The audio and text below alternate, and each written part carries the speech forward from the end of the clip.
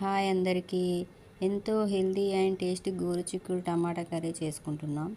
గోరుచిక్కుడులో folic acid పుష్కలంగా ఉంటుంది.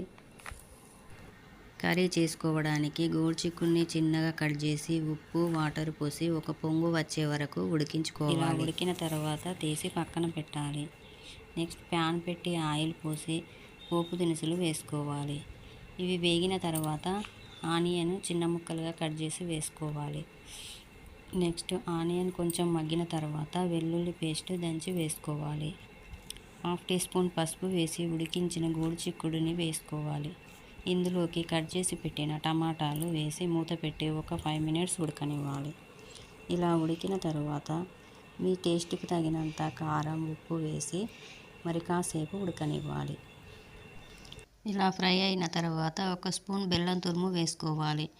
Next 2 స్పూన్ల నువ్వుల పొడి వేసి కలుపుకోవాలి.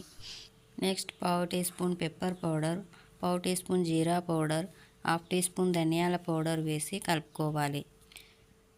ఇలా ఫ్రై అయిన తర్వాత ఫైనల్గా కొత్తిమీర వేసి సర్వ్ చేసుకుంటే గోరుచిక్కుడు tomato curry ready. గోరుచిక్కుడులో proteins, fibre పుష్కలంగా ఉంటుంది. ఫోలిక్ యాసిడ్ రిచ్గా ఉన్న వెజిటేబుల్ ఏంటంటే గోరుచిక్కుడు అంటున్నారు డాక్టర్ మంతెన సత్యనారాయణ గారు.